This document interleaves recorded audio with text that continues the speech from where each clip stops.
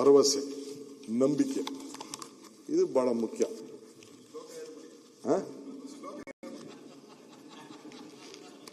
ನಿಮ್ ಶ್ಲೋಕಕ್ಕೆ ಅಭಿಮಾನಿಗಳಾಗ್ಬಿಟ್ಟವ್ರೆ.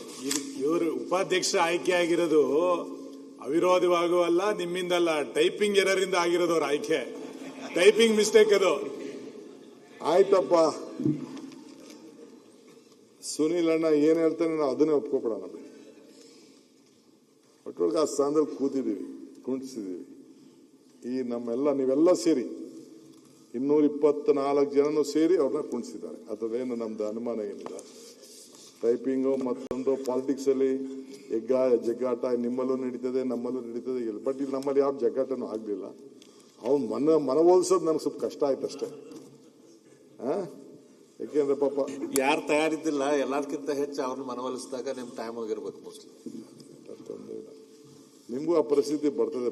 ನಿಮ್ನ ಮನವೊಲಿಸ್ಲಿಲ್ವೇ? ನೀವು ಫೋನ್ ಮಾಡ್ತಿದ್ರೆ ಫೈಲೇ ಯಾವುದು ಸೈನ್ ಹಾಕ್ಬೇಡ, ಹುಷಾರಪ್ಪ ನಾನು ಬರ್ತಾ ಇದ್ದೀನಿ ಅಂತ ನೀವು ಹೇಳ್ತಿರ್ಲಿಲ್ವ? ಅದು ಕೂಡ ನಂಗೆಲ್ಲ ಗೊತ್ತಿದೆ. ನನಗೆ ಎಲ್ಲಿ I wish you all the best, ಒಳ್ಳೇದಾಗಲಿ. ಎಂತೂ ಪಾಲಿಟಿಕ್ಸ್ ಅಲ್ಲಿ ಐ ಡೋಂಟ್ ವಾಂಟ್ ಟು. ನೀವು ನಾಳೆ ಈ ಸೇರಿದ ಪಕ್ಕದ ಸೀಟ್ಗೂ ನೀವು ಬರ್ಬೋದು. ಸೊ ಇನ್ನೊಂದು ಸೀಟಿಗೆ ಹೋಗ್ಬೋದು, ಇನ್ನೊಂದು ಸೀಟ್ಗೆ ಹೋಗ್ಬೋದು. Politics is an art of possibility.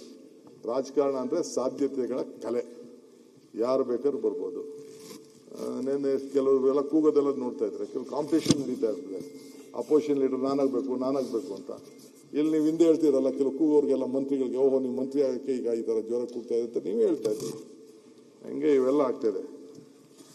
ಅಧ್ಯಕ್ಷ, ಭಾಳ ವಿಚಾರಗಳನ್ನು ನಾನು ಲಾಸ್ಟ್ ಟೈಮೇ ಮಾತಾಡಬೇಕಾಯ್ತು. ನಾನು ಮಾತಾಡಕ್ಕೆ ಹೋಗಲಿಲ್ಲ. ಯಾಕೆಂದರೆ ನಮ್ಮ ಸ್ನೇಹಿತರುಗಳೆಲ್ಲ ಹೊರಗಡೆ ಇದ್ದರು. ಇವತ್ತು ನಾನು ನನ್ನ ಅಶೋಕ್ ಮತ್ತು ಅವರ ತಂಡ ವಿಜೇಂದ್ರ ಅವ್ರ ಮೇಲೆ ನನಗೆ ಭಾಳ ಮನಸ್ಸಿಗೆ ಬೇಜಾರಾಗ್ತಿದೆ. ನನಗೆ ಅಟ್ಲೀಸ್ಟ್ ಒಂದು 2-3 ದಿನ ಕುಂಡಿಸ್ಕೊಂಡು ನಾನು ಏನು ಹೇಳ್ತೀನಿ, ನನ್ನ ವಿಚಾರ ಏನು ಹೇಳ್ತೀನಿ ಕೇಳ್ರಿ ಅಂತಂದರೆ ಕೇಳ್ದೇನೆ ಬರೀ ಬತ್ತಿದಂಗೆ ಧಿಕ್ಕಾರ ಧಿಕ್ಕಾರ ಧಿಕ್ಕಾರ ಅಂತೇಳಿ ಕರೆದು ನನಗೆ ಮನಸ್ಸಿಗೆ ಆಳವಾದಂಥ ಗಾಯ ಎದೆ ಮೇಲೆ ನಾಟ್ಬಿಟ್ಟಿದ್ದಾರೆ. ಇಲ್ಲಪ್ಪ, ಇರೋದು ಹೇಳ್ತಾ ಇದ್ದೀನಿ. ಮನ್ಸಿಗೆ ಆದವ್ ನನಗೆ ಮಾತ್ರ ಗೊತ್ತಾ ನೋವು. ನಾನು ಪ್ರಜಾಪ್ರಭುತ್ವ ವ್ಯವಸ್ಥೆಯಲ್ಲಿ ನಾವೆಲ್ಲ ಕೆಲಸ ಮಾಡ್ಬೇಕಲ್ವಾ? ಯಾರು ಪರ್ಮನೆಂಟು? ಎಷ್ಟು ಜನ ಈಗ ಇಲ್ಲಿರೋರು ಒಂದು ಸುಮಾರು 15 ಜನ ಇರಬೇಕು ನಮ್ಮಲ್ಲಿ. ಬೇರೆ ಪಾರ್ಟಿಯಿಂದ ಬಂದವ್ರನ್ನೆಲ್ಲ ನಾವು ಮಂತ್ರಿ ಮಾಡ್ಕೊಂಡಿದ್ದೀವಿ. ನೋಡಿ ಅವ್ರು 8 ಜನ. ಈಗ ನಿಮ್ಮಲ್ಲಿ ನೀವು ಎಷ್ಟು ಜನ ಮಾಡ್ಕೊಂಡಿದ್ದೀರಿ? ಈಗ ಸೆಂಟ್ರಲ್ ಮಿನಿಸ್ಟರ್ಸ್ ಅಲ್ಲಿ ಎಷ್ಟು ಜನ ಬೇರೆ ಪಾರ್ಟಿಯಿಂದ ಬಂದವ್ರು ಮಾಡ್ಕೊಂಡಿದ್ರಿ? ಸೊ ಪಾಲಿಟಿಕ್ಸ್ ಅಲ್ಲಿ ಇವೆಲ್ಲ ಆಗದೆ, ಇದೇನು ಪರ್ಮನೆಂಟ್ ಏನಿಲ್ಲ. ಇದು ಯಾರನ್ನು ಯಾರ್ಯಾವ ಟೈಮಲ್ಲಿ ಏನೇನು ಆಗ್ತಾರೋ ಅಂತ. ಈಗ ಯಡಿಯೂರಪ್ಪನವರು ಬೇರೆ ಪಾರ್ಟಿನೇ ಕಟ್ಟಿದ್ರು. ಅವರು ತಿರ್ಗಾ ಬಂದು ನೆಕ್ಸ್ಟ್ ಟರ್ಮ್ಗೆ ಈ became A chief minister. So ಏನೇನು ಭಾಷೆ ಆಗಿತ್ತು, ಏನೇನು ಮಾತಾಗಿತ್ತು ಅಂತ ಎಲ್ಲ ಕೂಡ ನನಗೂ ಅರಿವಿದೆ, ದಾಖಲೆಯಲ್ಲಿದೆ.